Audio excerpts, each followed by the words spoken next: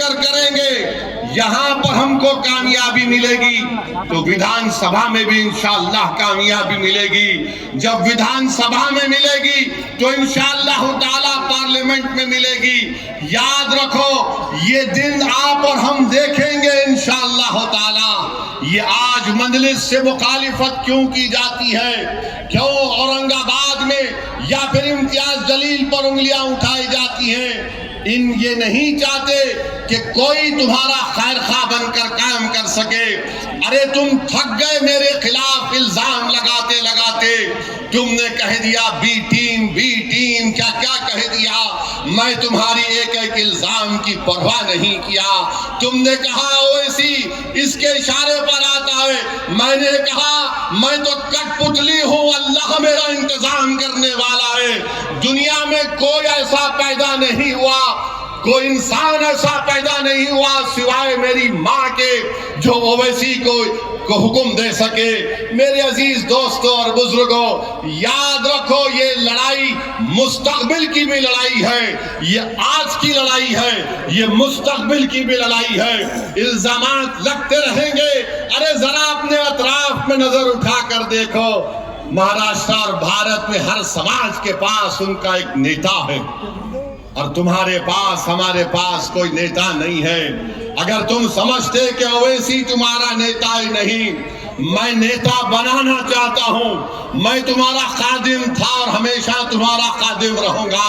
मैं नेता बनाना चाहता हूं। मैं नहीं मालूम मेरी जिंदगी का चिराग अल्लाह कब गुल कर दे, मगर मैं अल्लाह से दुआ यही करता हूं कि परवरदिगार तूने जो बेशुमार नेमतों से मुझे नवाजा, मुझे इस नेमत से भी नवाज दे मेरी आंख बंद होने से पहले कि एक नहीं बल्कि सौओं की तादाद में इस गरीब और मजलूम कौम की जो तेरे हबीब की उम्मत है उसके नेता बन जाए, ताकि वो अपने मुस्तकबिल के फैसले कर सके, ताकि वो अपनी शरीयत की हिफाजत कर सके, ताकि अपने नौजवान बच्चों को पढ़ा सके, अपनी बच्चियों को पढ़ाए, उनकी आबरू की हिफाजत कर सके, जो अपने माँ बाप के ख्वाबों को पूरा कर सके, जो जालिम हुक्मरानों के सामने जमहूरियत का सहारा लेकर अपने मसाइल को हल कर सके। मेरे अजीज दोस्तों और बुजुर्गों, यही मेरी जिंदगी की तड़प है, यही मेरी जुस्तजू रही। मुझे कोई चीज की फिक्र नहीं। अल्लाह ने मुझे बहुत कुछ चीजों से नवाजा है। बस यही चाहता हूं कि आपने एक सियासी शऊर जो अमरावती में बेदार हो चुका है, आप उसको और ताकतवर बनाइए। और फिर आज मुझे मीडिया के सामने हमारे हाजी इरफान साहब के घर में किसी हमारे मीडिया के दोस्त ने पूछा कि मोहन भागवत ने ये कहा कि माँ बाप अगर औलाद से बात करते रहेंगे तो लव जिहाद नहीं होगा। मोहन भागवत साहब, आप तो शादी नहीं किए। नहीं, फैक्ट है, तंजिया तौर पे नहीं बोल रहा हूं। अब लव के साथ जिहाद कैसे आता, बोलो आप? लव के साथ जिहाद कैसे आता? अच्छा, अगर ये लव जिहाद के माने क्या है बता दो मोहन भागवत साहब, क्या माने हैं? आप नागपुर का डेटा दे दो मेरे को, क्योंकि आपका हेडक्वार्टर नागपुर में है। बताओ कितने लव जिहाद के केसेस हुए हैं, और अगर तुमने कानून बनाया तो बताओ उसका फायदा क्या हुआ। मेरे अजीज दोस्तों और बुजुर्गों, सिर्फ नफरत फैलाना इन लोगों का मकसद है कि डराओ मुसलमानों को, और डरा कर इनको डराते रहो, इनको कमजोर करते रहो। और फिर यहाँ पर एक किसी ने बयान दे दिया कि क्या मौलाना कितने बच्चे पैदा कर,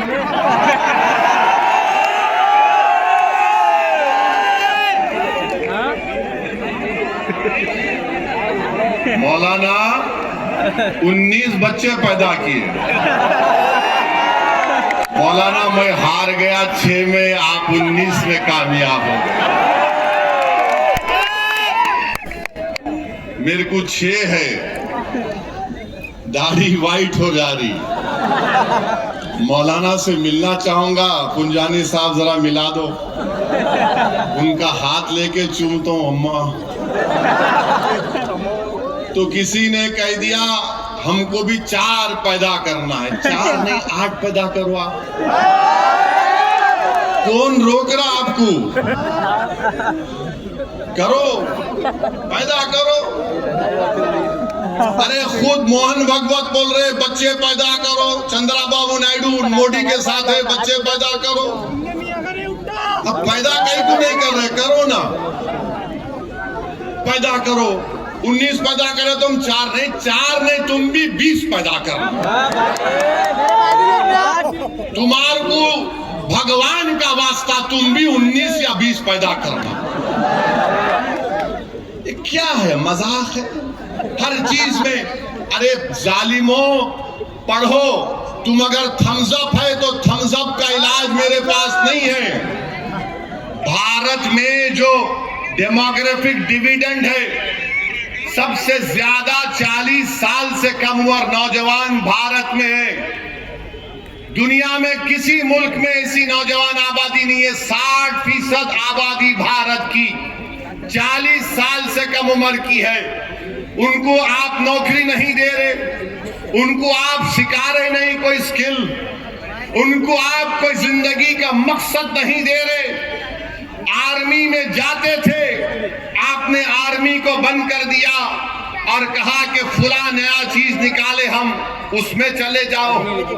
और मोदी और आरएसएस बोल दिए नौकरी नहीं दे सकते, तुम गौ रक्षक बन जाओ। तुम लव जिहाद करके रास्ते पे चले जाओ।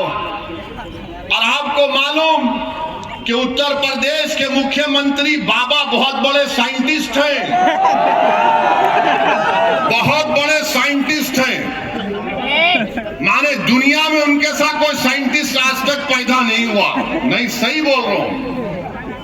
बाबा ने बोला कि अब मुसलमानों की बस्तियों में जाकर तलाश करो बांग्लादेशी कौन है। तो बाबा ने बोला कैसे पहचानना? बेचारे पुलिस वाले सीएम है, बोले जाओ और जाकर मुस्लिम बस्ती में जाकर पूछो तुम बांग्लादेशी है। वो बोलेगा नहीं है। तो बाबा बोले फोन लेके उसकी पीठ पे रख के बोलना फोन बोल रहा है ये बांग्लादेशी है।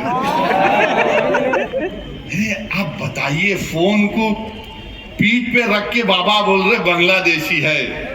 बाबा कभी किसी के सर पे रख के देखना, इसमें भेजा है भी नहीं है।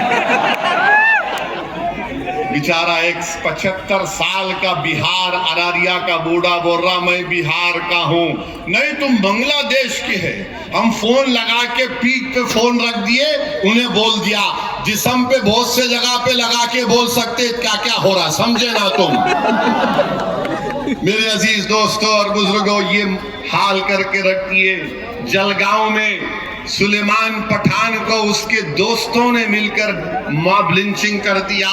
ये जो अजीत पवार का खंडवा डाल के फिर रहे, जरा तुम पूछ सकते जाकर?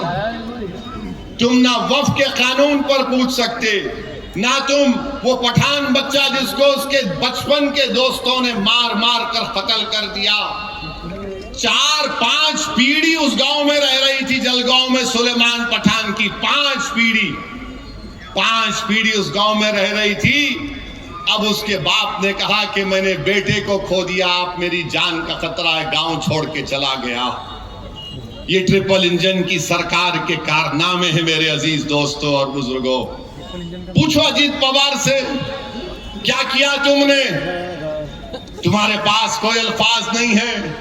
महाराष्ट्र में पहला मॉब लिंचिंग मोहसिन शेख का 2014 में हुआ था। पुणे तो तुम्हारा है ना अजीत पवार? क्या तुम्हारा अजीत पवार